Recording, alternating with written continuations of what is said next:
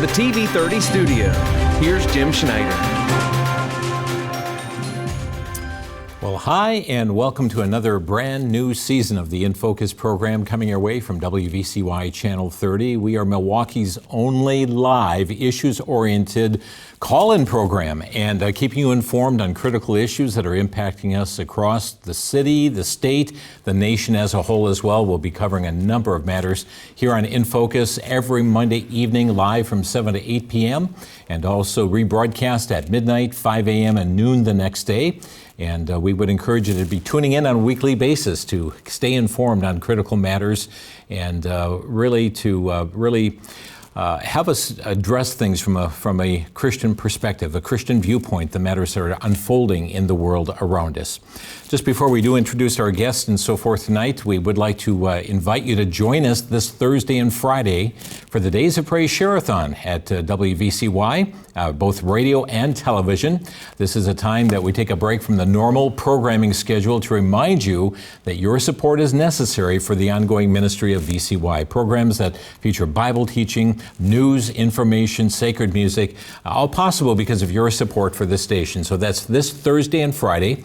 If you tune into 107.7 WVCY radio throughout the day, we'll be starting at 7 o'clock in the morning, going till noon, 3 to 5 in the afternoon, 7 to 11 p.m. at night, and each evening from 7 to 8 p.m. we'll also be with you here on TV30 as well, and I would encourage you to be tuning in for Days of Praise Share-a-thon on VCY.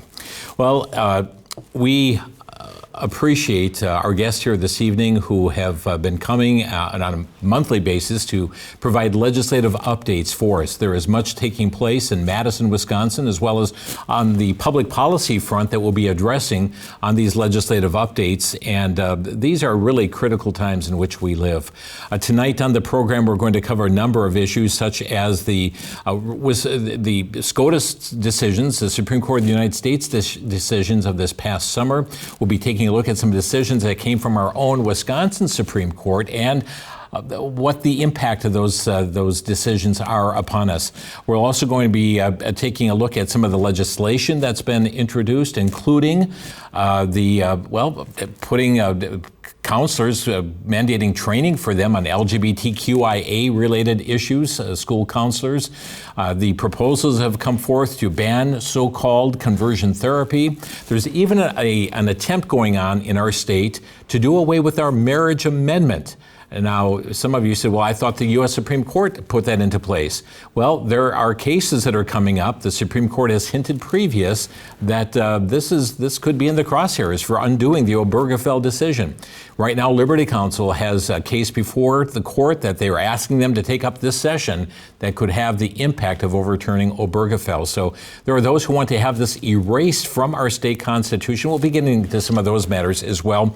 But joining us tonight, we have Daniel Degner, returning president of Wisconsin Family Council. Daniel, good to have you back. Yeah, thanks for having us, Jim, and it's great to see you all again. And Sam Krebs, legislative director for Wisconsin Family Action. Good to have you here, Sam. Good to see you, Jen. Hope your summer was well, and ours, I think, went very fast. So yeah, the summer did go by quick, did it not? Yes, and much taking place. And but we're thankful now for a new season, new opportunities here to keep viewers informed. And just before we hit a number of Wisconsin issues, we'll hit a couple of federal issues, one of which was July 4th of this year, we had President Trump sign what was dubbed the One Big Beautiful Bill. And this made tax cuts permanent that we had seen during his first term, a special tax break for senior citizens. The child tax credit was increased with this.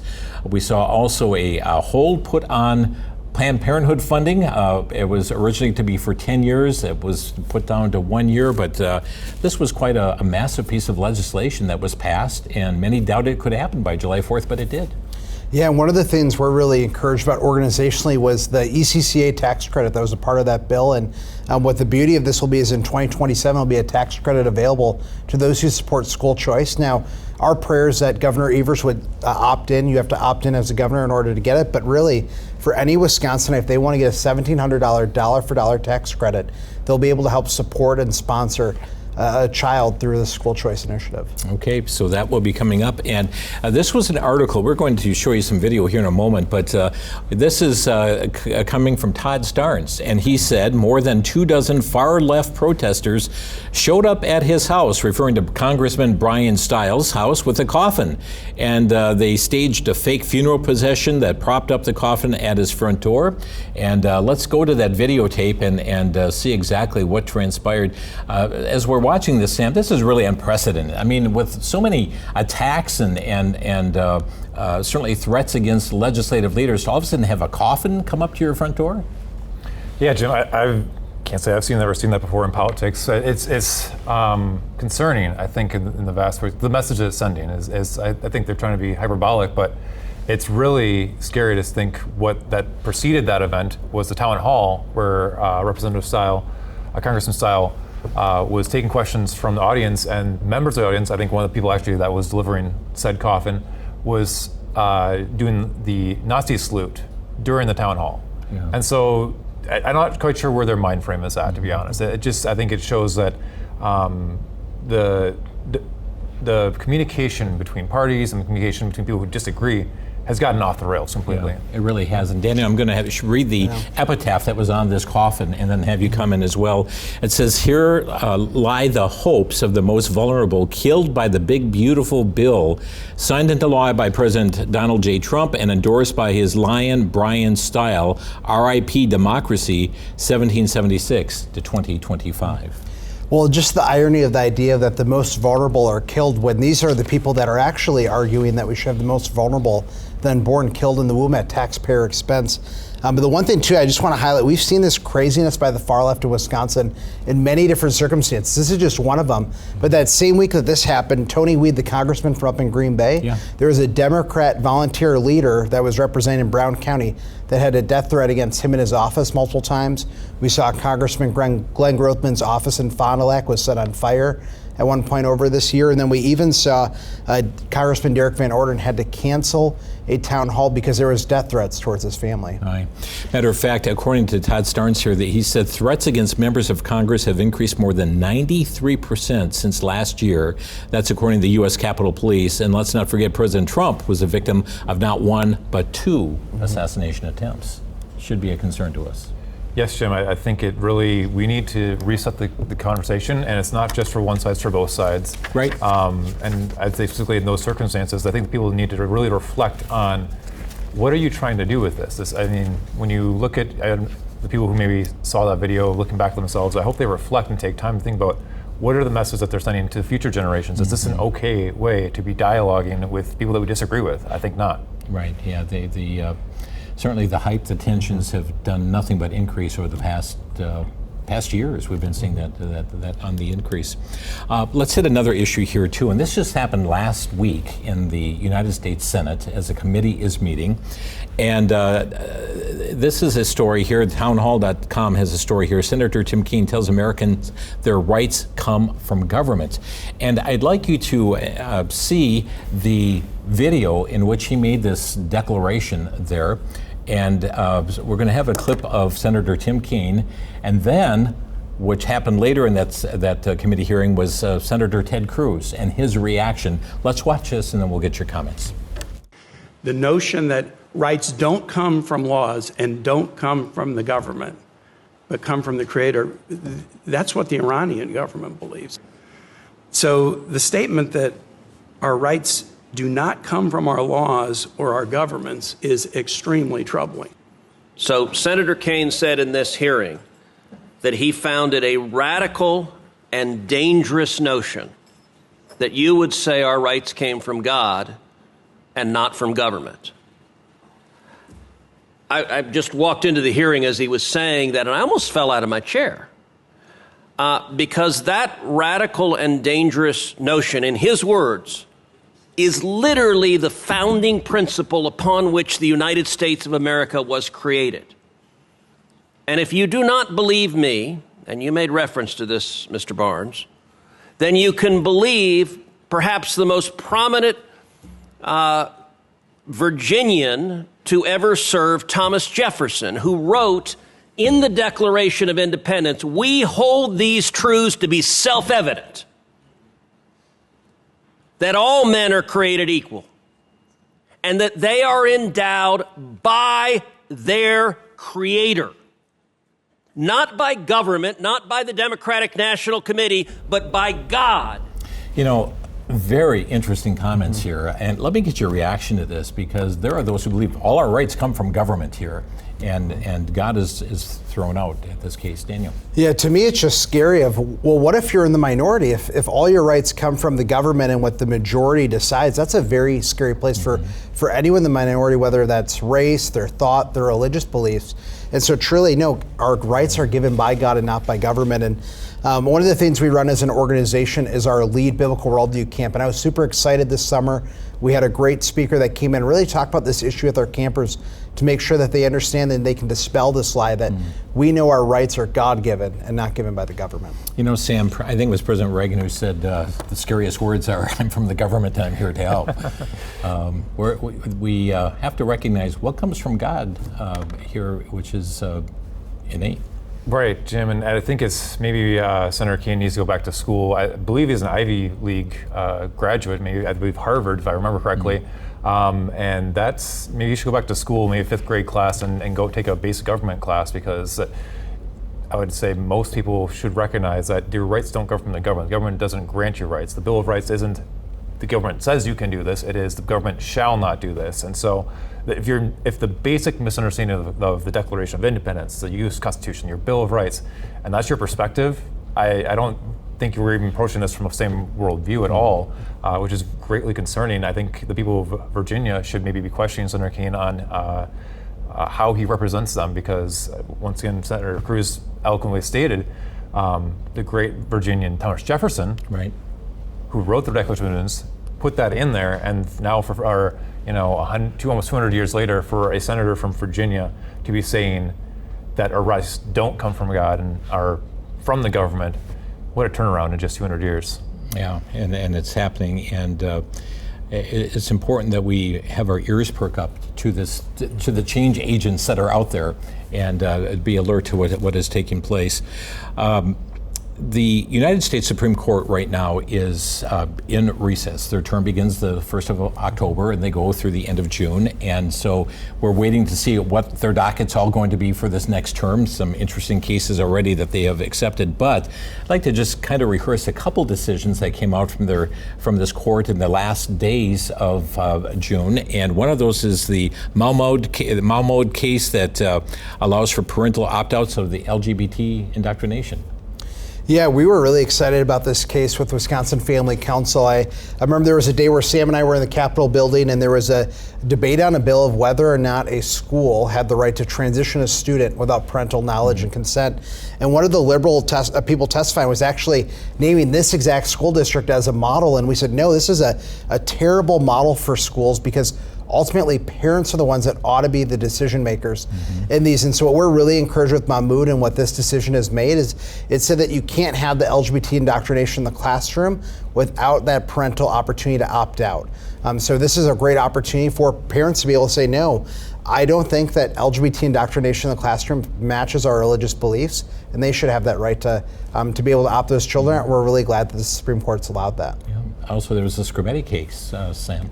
Right, Jim, and that one takes it even a step further. So the Scribetti case at the federal Supreme Court level really changed the landscape. So over the last maybe 5+ years, starting in Tennessee, where this was erupted due to reporting by the Daily Wire, the transitioning of children from one gender to another via the use of puberty blockers, cross-sex hormones, and ultimately surgeries on their body, unnecessary, unhealthy bodies. And so the United States Supreme Court ruled that laws restricting the use of that does not violate the Constitution, does not violate any rights, that in fact it is a medical decision that is being restricted by the state. And so that was great promise for states who are trying to pull back from this aggressive agenda to medicalize our children and to give them, once again, puberty blockers, cross-sex hormones, and sex change surgeries at ages as young as 13 and 14. We're going to be looking at a number of state issues coming up here, our state Supreme Court and so forth, and that really brings us more into Wisconsin Family Council, Wisconsin Family Action. So for people who have never learned of your organization before, give us a word about it. Sorry, could you repeat that, Jim? Wisconsin Family Council, for those not familiar with it, tell us what you do. Yeah, sorry about that. So Wisconsin Family Council, our mission is to advance Judeo-Christian values and principles by strengthening, preserving, and promoting marriage, family, life, and religious liberty. And our vision is a Wisconsin where God is honored, life is cherished, families thrive, and religious freedom flourishes. And so we do a handful of different ministries to accomplish that. One of those is our Lead Wisconsin initiative, that Biblical Worldview Camp for Teenagers. And others are Church Ambassador Network, where we bring pastors to the Capitol to advance the gospel. And then we also do a lot of educational outreach. So we do things on inFocus as well as VCY Radio.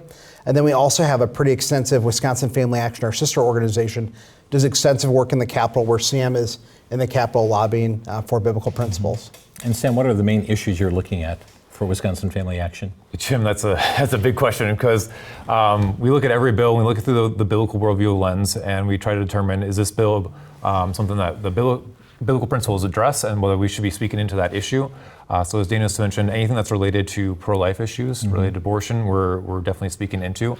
Anything related to the family and marriage are things that we have been very passionately speaking about. Most of the things that I've been working on has been related to the family, and I think there's been a renewed interest in the Capitol. I've spoken to a lot of legislators, and there's renewed interest in how do we build the family up? How do we encourage people to hold those values that makes society is very strong when you have strong families and strong marriages. And so legislators, I think, at least some of them are returning back to that idea that how can we get government out of the way and incentivize good marriages and good families. Very good. And we know that you're watching you're saying you're watching legislation as it comes forth. At the same time, you have an eye toward elections and who it is that's running for office, what that impact would be upon the state of Wisconsin. And that takes us right into our next topic, because we just had this statement come forth at the end of August, this coming from Justice Bradley from the Wisconsin Supreme Court. Says, "For years, I have warned that under the control of judicial activists, the court will make itself more powerful than the legislature, more powerful than the governor. That warning went unheeded, and Wisconsin has seen only the beginning of what is an alarming shift from thoughtful, principled judicial service toward bitter partisanship, personal attacks, and political gamesmanship that have no place in court.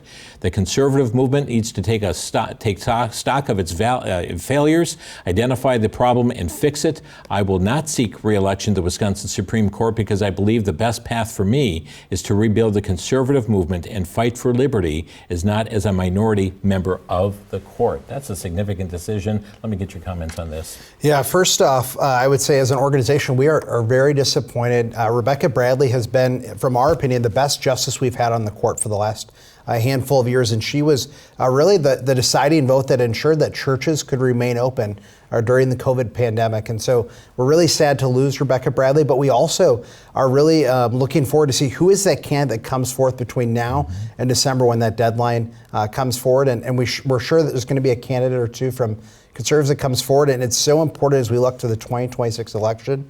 The Liberals have already made their heir apparent candidate, which is Chris Taylor. And Chris Taylor's background is not friendly to biblical worldview values. So she's the former lobbyist for Planned Parenthood of Wisconsin, where she was an advocate for abortion. But then she also served as a state legislator in Madison, where she was the legislator on all of their bills regarding abortion, as well as other issues promoting LGBT ideology. Yeah, and Sam, I know you've got your eye very carefully fixed to this issue. Yes, and once again, Rebecca Bradley is probably one of the best conservative justices we've had in a long time. So we'll be sad to see her go, and wish her the best in the future as well, because I'm sure she's not done with things that she's working on. So we wish you the best, Rebecca, and thank you so much for your service to the state. To Daniel's point, Chris Taylor is the appointed one from the liberal side of the court. She has already announced her campaign, and I don't expect that there will be any liberal candidates to challenge her in that respect. And I think people need to start listening right now to that, because when Chris Taylor was in the legislature, she was one of the most radical, one of the most outspoken, and frankly, one of the worst legislators for family and Christian worldview priorities. And so if you're listening to this, you really should take a look at her record and start evaluating now and let people know now, because before all the attack ads come rolling in and all those, they try to mix people up on messaging. Look actually at the record now before all those ads roll in. You'll be aghast at what you'll see. Yeah. Yeah. And speaking of that, the numbers came out from the spring election recently. So $115 million was spent in this last spring election. And what we've already seen is Chris Taylor has raised more money than Susan Crawford did during that first reporting timeline. And so just as Sam said, we are going to be seeing lots and lots of ads out there that are going to define Chris Taylor as someone that truly she just isn't. You know, what's also interesting is that how issues focused this race has become, and declaring positions that was so contrary to what we would hear, you know, the wonderful descriptions of what a justice is, like from former Justice Kelly and so forth. You know, it just, there has been a line that's been crossed, in my opinion, for those running for judicial office, Sam.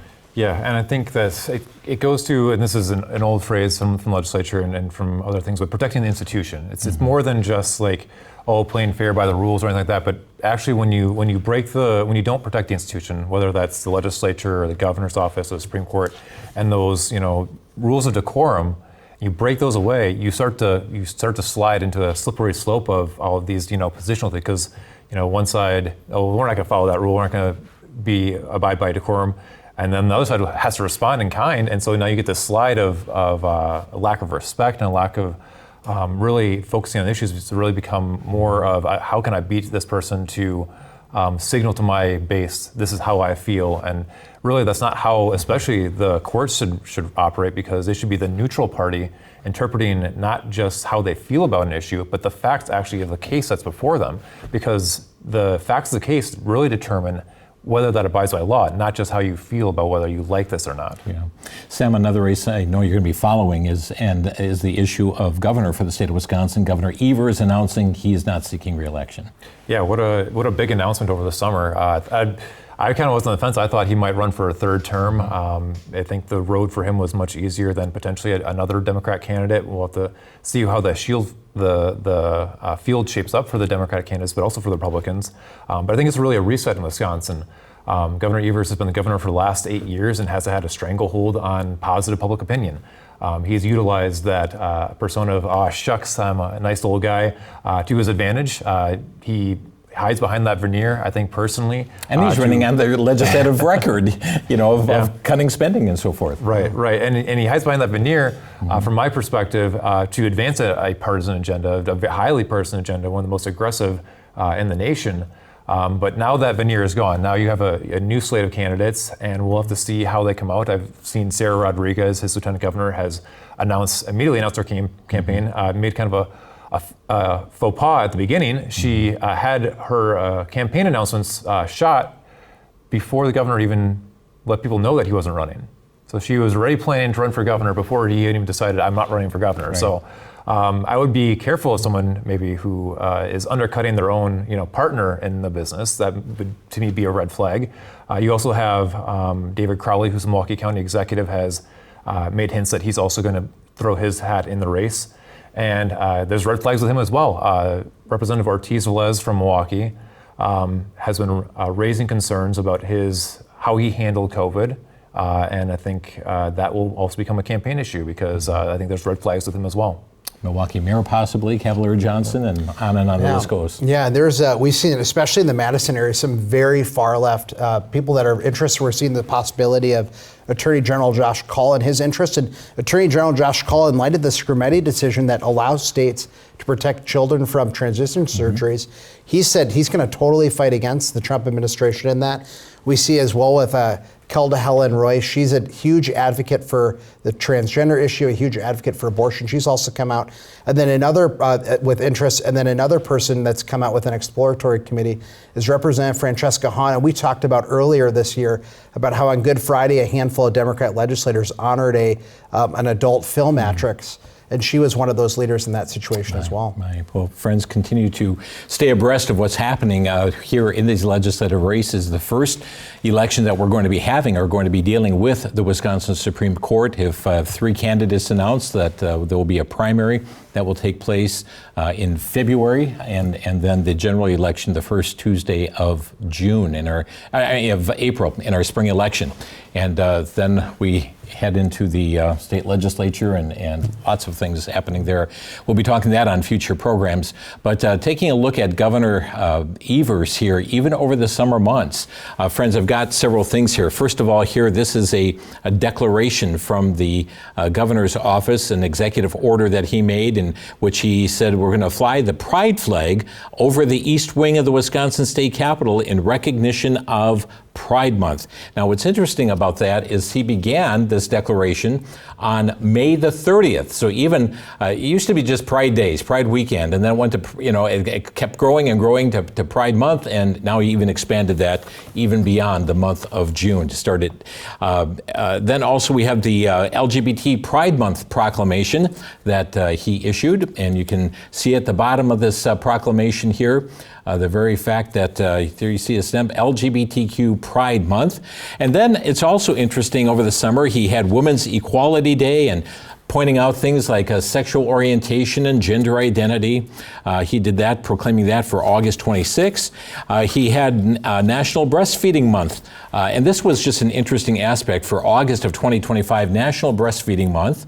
And then also Black Breastfeeding Week, that being August 25 through 31. And then he did the Asian American, Native Hawaiian, and Pacific Islander Breastfeeding Week, August 15 through 21. But what shocked me in all of these, never once in these breastfeeding weeks does he even mention women.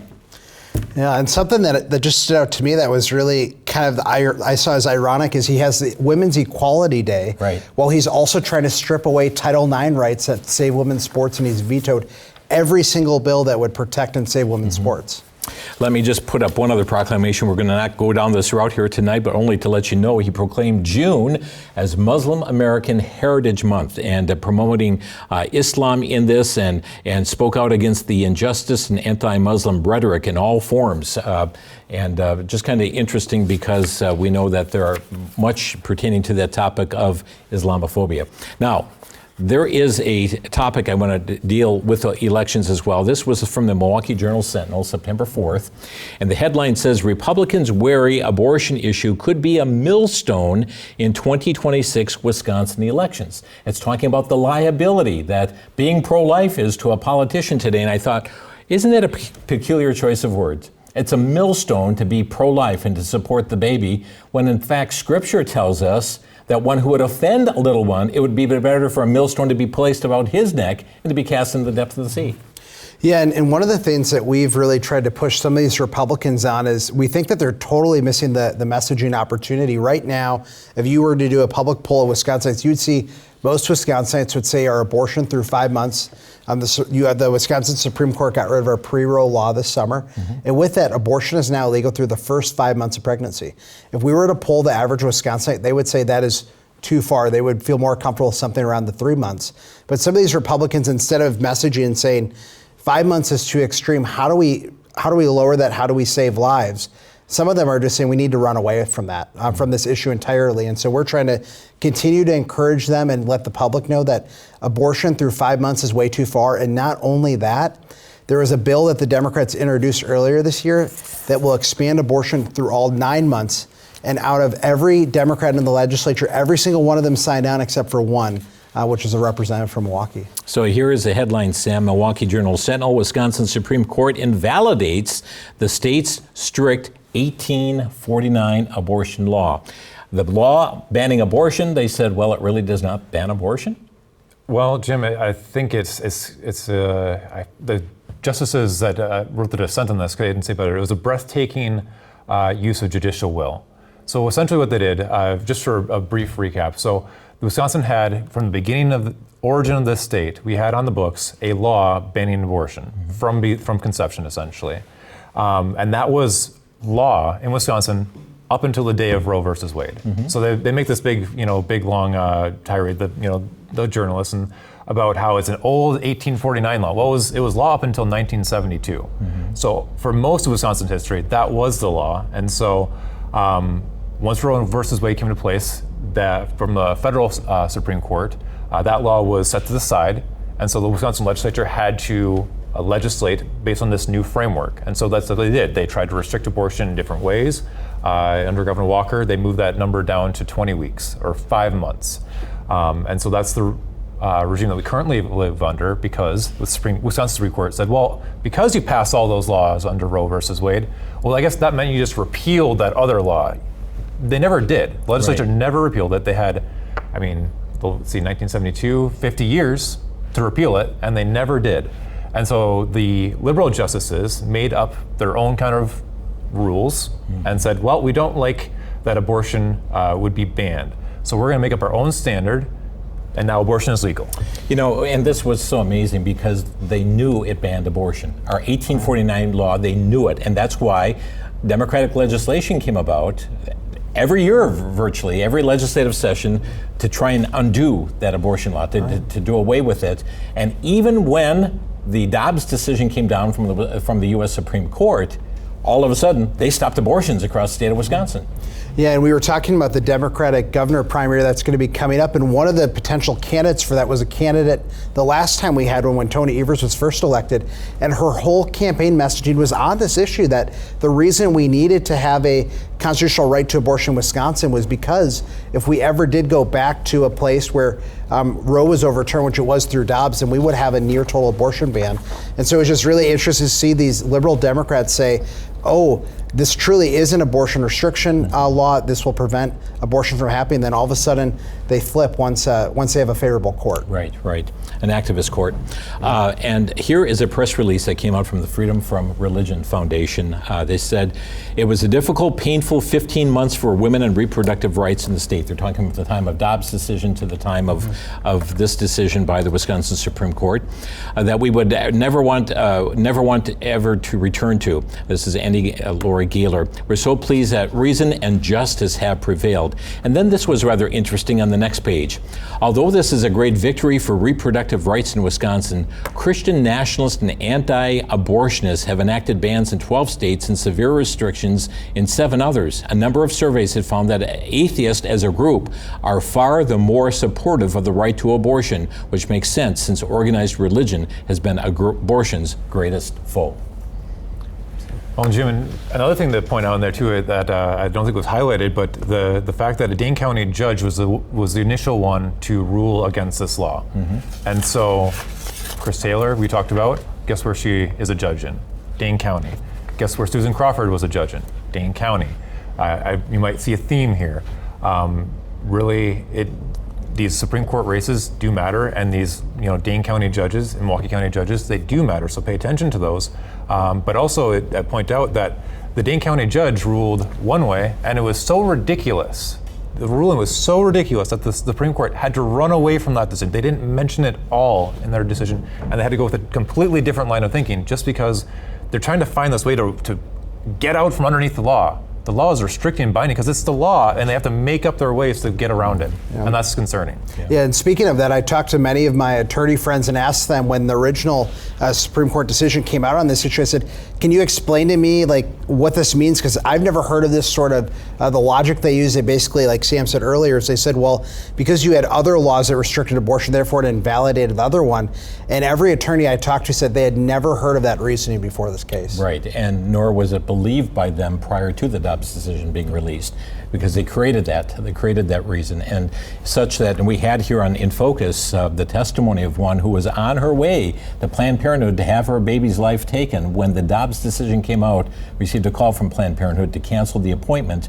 We can't do it here in Wisconsin. They knew what the law said, and they quickly tried to get her to go to Illinois to have the abortion take place. Thankfully, the gal did not do that. Praise God. Yeah, indeed. So that here is before us. But there's another case that came also before the Wisconsin Supreme Court as it relates to rules that the governor would make that legislators could put the kibosh on. And something very significant happened over the summer, Daniel. Yeah, so that case is Evers v. Markline, and so oftentimes we would see these just absolutely crazy things that administrative state through Governor Evers that they would try to pass, and thankfully there was a check and balance throughout Wisconsin's history since we've had an administrative state. They could say, no, we the people through the legislatures we elect can stop the administrative state from having absolute power and autonomy over everything that happens in our state. And unfortunately with this decision, what the Supreme Court has said is that no, the administrative state is the one that decides what what can happen. And we might talk about this later, but one of the big issues that was brought up in this issue was the issue of so-called conversion therapy, which is nothing more than putting a muzzle on those Christian, or maybe not even Christian, but licensed counselors and therapists who would say, I'm going to help a child that's struggling with gender dysphoria, and if their family, and if they say, my child's struggling with gender dysphoria, can you help them and affirm their biological gender? What the governor's trying to do is he's trying to say that no, you are not allowed to do that. Unfortunately, as a result of this ruling and others, that is currently the status quo in Wisconsin, where licensed counselors and therapists in Wisconsin are required to only affirm an LGBT agenda, and if they don't, the state could go after their license. My.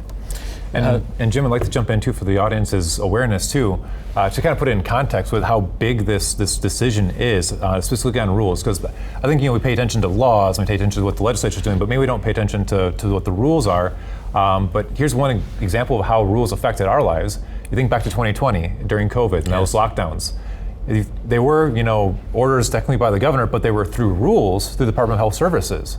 And so if this decision had been in place pre-2020, there would have been no recourse for the legislature to end those lockdowns. We might still be in a lockdown based on Governor Evers' metrics of how COVID was supposed to go.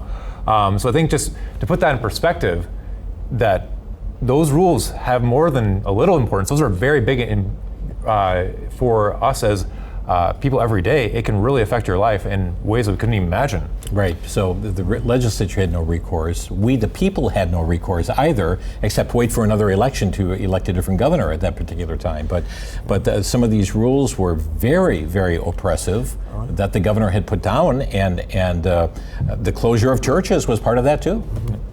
Yeah, and what we've seen too with this governor, especially now that he has free reign to do whatever, is we're just seeing the administrative state take off and try to take as much authority as possible.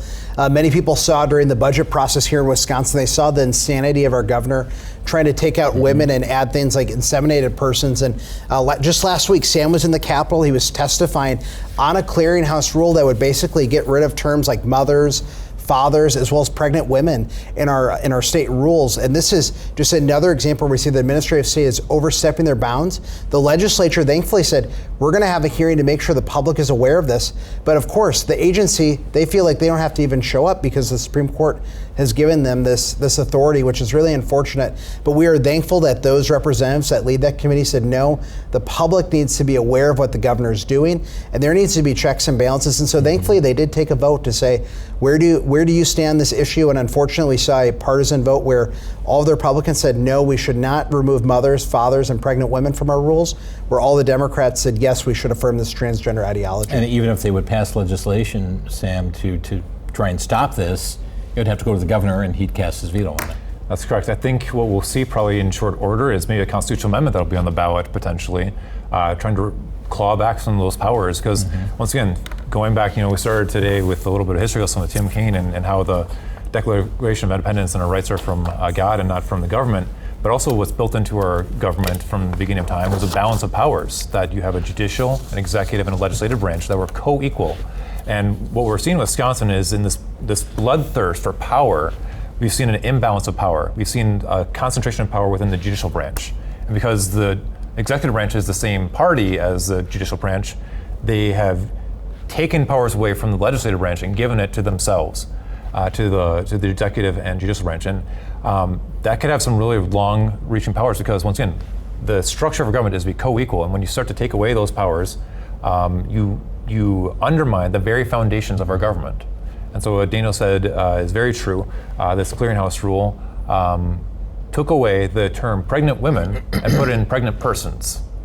And so, well, technically, I guess that's true. People who are pregnant are persons, but only women can be pregnant. And so there's been a long history. We go to the governor's budget. He replaced women with inseminated person. That got pulled out by the Republicans in the legislature. Democrats in the legislature introduced a bill that removes the word mother and father over 200 times in that bill. And so they replaced it with person who gave birth. And so they're trying every which way to not acknowledge that women are the only people who can give birth. And they're just twisting themselves in knots over this. And to your point, Governor had a Women's Equality Day. But then one of the things that makes women so unique and special is their ability to help create life and give life. and bring babies into this world, and they have to avoid every instance of that being mentioned, right. Whether it's in law, whether it's in rule, or in their common language. I think it's shocking. Yeah, and even the proclamations not being able to mention women in the nursing aspect too. We're going to look at just a few bills, friends. In just a moment, we'll be opening some phone lines as well, but just want to highlight a few bills that came out over the summer months as well. One of which, here's a pair of bills. It's Assembly Bill 316, Senate Bill 320, and we'll have to go through these in brief, but this would actually, under this bill, Department of Public Instruction must award grants to school boards to provide training for LGBTQIA plus rights in a program developed and approved by the Department of Public Instruction. Yeah, Jim, and you know what? The Democrats actually got something right here. They have recognized that these kids need help. Kids who are struggling with gender dysphoria need help. Unfortunately, their solution is to reinforce that, yes, you need to change genders, which is literally impossible. You cannot change your body from one gender to another. You can try to mask it, you can try to pretend, but that doesn't change the fact that you are what gender you were born as. And so they're right in that respect, that they need help, but their solution is way off the mark. And so I would hope that maybe there'd be a counter solution to that gets these kids the help they need. They need the truth that they are not, that their body is not under attack by their own brain, that they are who they are. And I'll point out that there's some good studies that point out that children who are struggling with gender dysphoria, 80 to 90%, and in some studies well over 90%, by the time they reach adulthood, those feelings desist and they embrace their natural bodies. And so I think it's really important to note that what they're trying to do is a war on a body that will, after puberty, subside. And so I hope that there's a counter solution to that bill. We're going to show you a couple more bills here, but friends, let's open some phone lines. You can start getting online right now.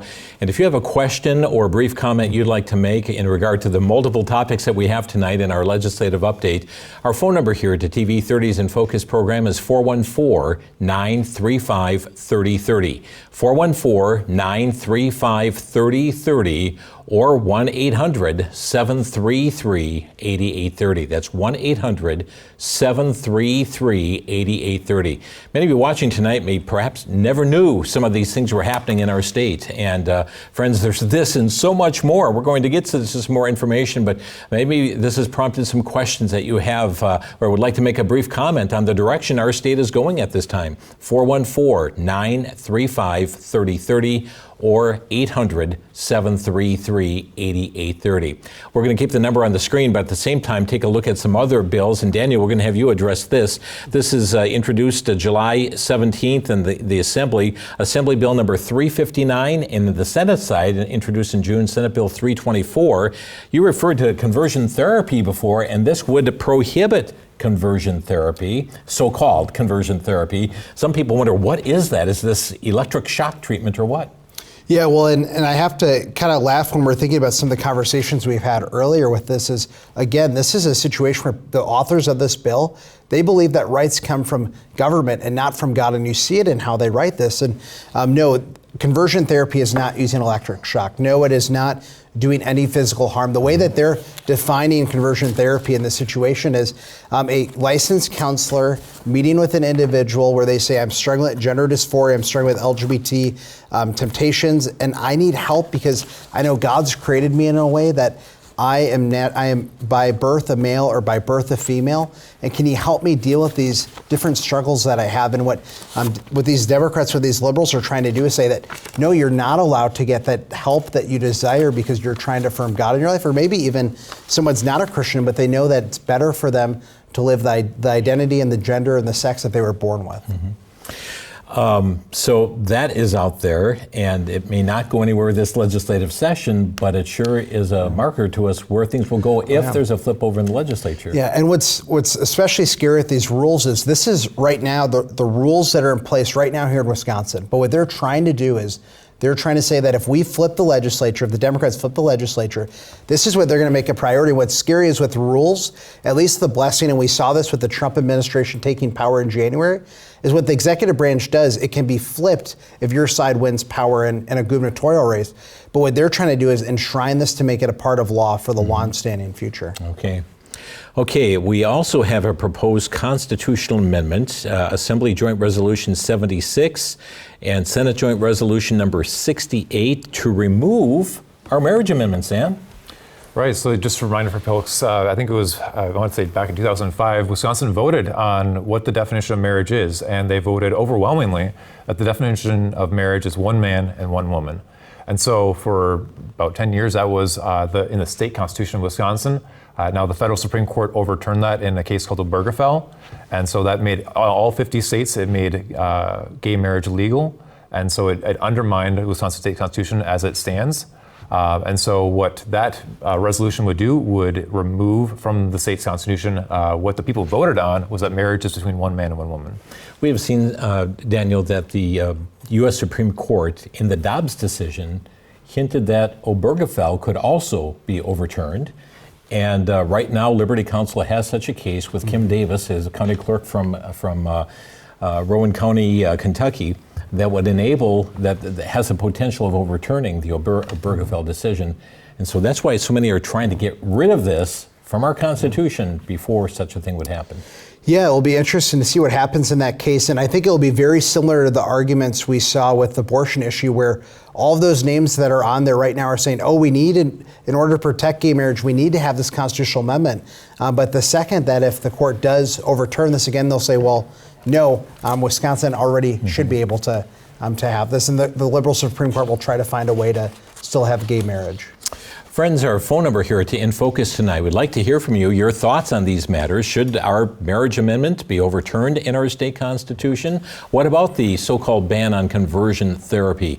414-935-3000 is our number. 414, make that 935-3030, 935-3030, or 1-800-733-8830 for inFocus here tonight. We're going to take a look at another matter here, and this is an interesting pair of bills that came up. Assembly Bill number 400. Its companion is Senate Bill number 405. This was late August that these bills were just introduced, and deals with when a minor is injured by a gender transition procedure. Samuel. Right, Jim. So and I'd like to point out that this is authored by a great Senator, Rob Hutton, who is a great advocate for family issues. And so what that allows is that the children and parents who were deceived by the people who were leading them down this road of gender transition, because often in these cases where they're 12 and 13 and 14, they're shoving the pills at them, they're pushing the surgeries, they're not doing what is very important, informed consent. They're not being informed, and oftentimes they're not even getting the full consent, because as a minor, you can't consent to certain things like this. And so what they're saying is that you should have a right to sue the people who are leading you down this path, you unknowingly and them knowingly taking you down a path of permanent physical harm to your body. I think of some people, maybe some more prominent names like Chloe Cole or Clementine Breen, and they're actually suing their doctors in these situations because at age 15, they're being encouraged to have parts of their bodies cut off. Healthy, maturing bodies, and they're being cut up.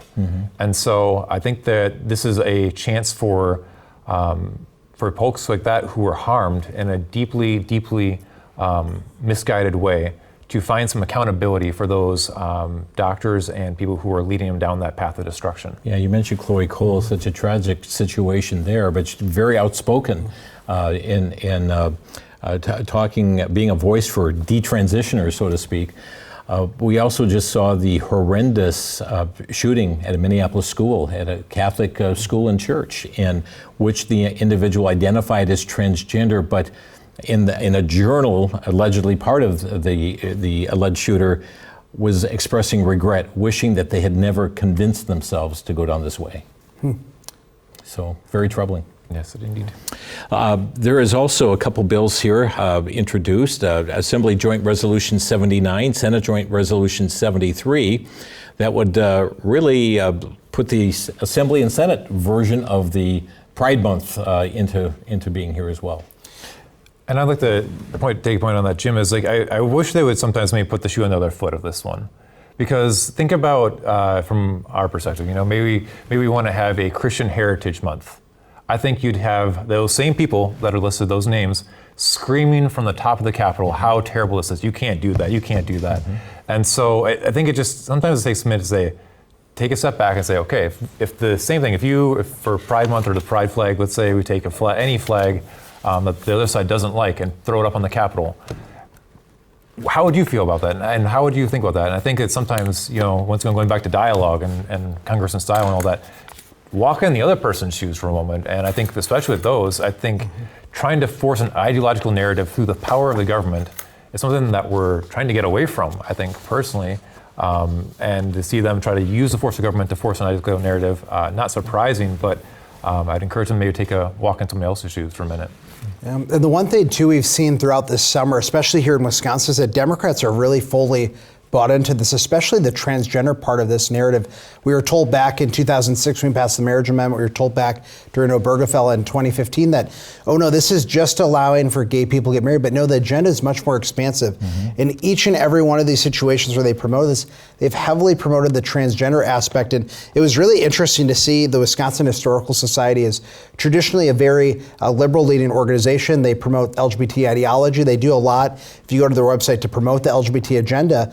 But they dared to say during the budget session, the budget season in June, that they weren't going to put the pride flag up over their building because it was viewed as a political action. And the governor and many Democrats threatened to take away their funding. And so again, we see time and time again that it's not enough. You have to fully embrace, fully support the entirety of the LGBTQIA plus agenda, or else the Democrats won't work with you. Sam, we've seen the pulling back of a lot of corporate America during this past summer as it relates to this agenda.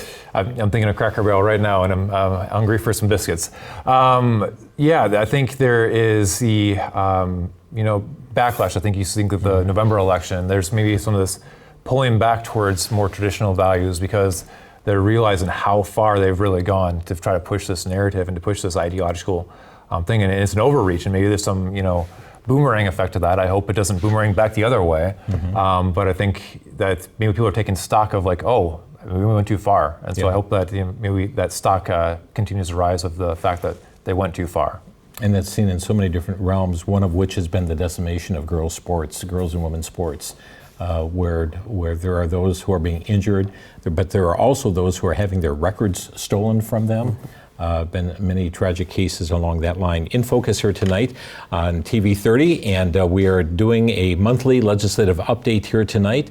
Lots of news, lots of information. There's been a lot that's transpired over the summer. And friends, there's a whole lot more to come as we take a look down the road here in the months. Legislature back in session.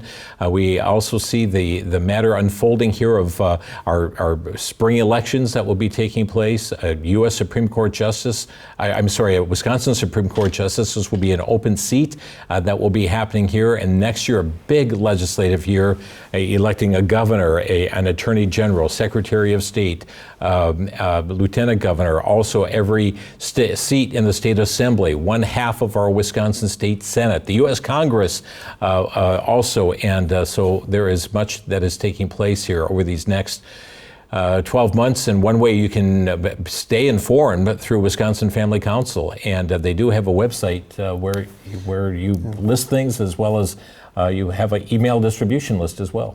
Yeah, every Tuesday I send out an email and you can get connected with us at wifamilycouncil.org, and you can always call our office at 888-378-7395. But every Tuesday I send out an email to those that subscribe to our email list, and every Thursday we try to keep people informed on the issues that are going on in our state through our electronic communications. And friends, you're not going to get this from other sources. You're not, our local ABC, CBS, NBC affiliates are not going to carry the information that is covered through programs like this. Daniel mentioned on WVCY Radio, they'll be starting up Homefront a week from Thursday on WVCY Radio 107.7 every Thursday afternoon, 3:15, and giving a 15-minute legislative update of what's going on in the state that particular time. Wisconsin Family Connection, the Wisconsin Family Minute are also outgrowths from your ministry to keep people informed.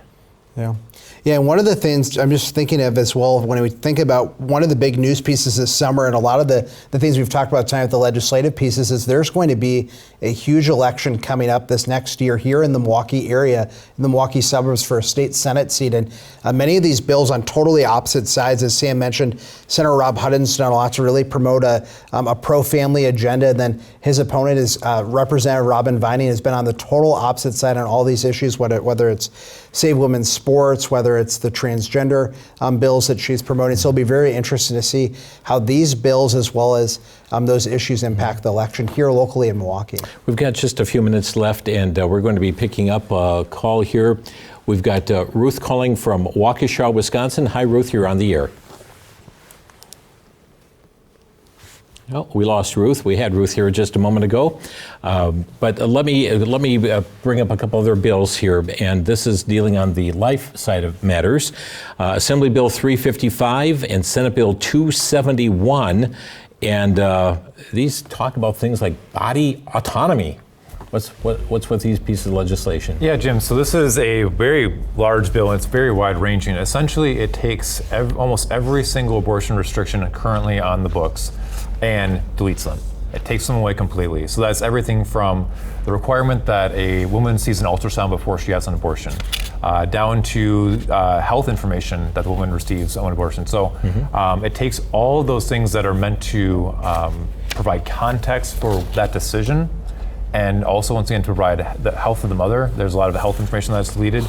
And essentially, it takes all that information and says, nope, don't have to do that, including a 24-hour waiting period, a counseling requirement before the abortion would take place. So all of that is deleted from the state law, and that's running by Senator Roy's, as previously mentioned, potential governor cabinet candidate. Okay. We know that the state legislative districts were realigned here, and what impact, we have just a minute and a half left, what impact is that going to have upon our elections next year? Yeah, so right now Republicans have the majority, 18 to 15 in the Senate, and then it's 55 to 44 in the Assembly. So it's going to look like it's going to be very close in the Senate. So there's probably a 70% chance that the state Senate flips to Democrat during these midterms, and there's going to be 3 close races to watch. One of them is here in the Milwaukee area, the other one is in the Racine area, and then the third one is in that southwest part of the state. So for Republicans to maintain the majority, they need to win 2 out of those 3 seats. Okay, going to be a very interesting election, Sam, especially when we see the governor, open seat for governor here in the state as well. Indeed, that is something I always say often in the Capitol is politics is never dull. There's always something happening, so there's always something to keep our eye on. A year from now, we're going to be sitting at this table talking about those gubernatorial candidates, right, that they'll be narrowed down to 2 names, and we'll have an evaluation of their track records and who they are. There might be some people who we have never even heard of who might jump in the race too. So stay tuned. We'll be excited to see what happens. Great. And Congressman Tiffany may be one of those. We'll wait and see on that, as well as some other names that have come forward there. But thank you, gentlemen, both for coming in here tonight and sharing with us. Yeah, thanks for having us. Thanks, Jim. And friends, we'll be back, Lord willing, next month with another legislative update to keep you abreast of what's happening in our state. I want to again mention Wisconsin Family Council. You can reach out to their website, wifamilycouncil.org, wifamilycouncil.org. Get signed up and receive their emails. You can also reach out to them, 1-888-378-7395. A reminder from here at TV 30, be salt and be light. Good night. Thanks for watching.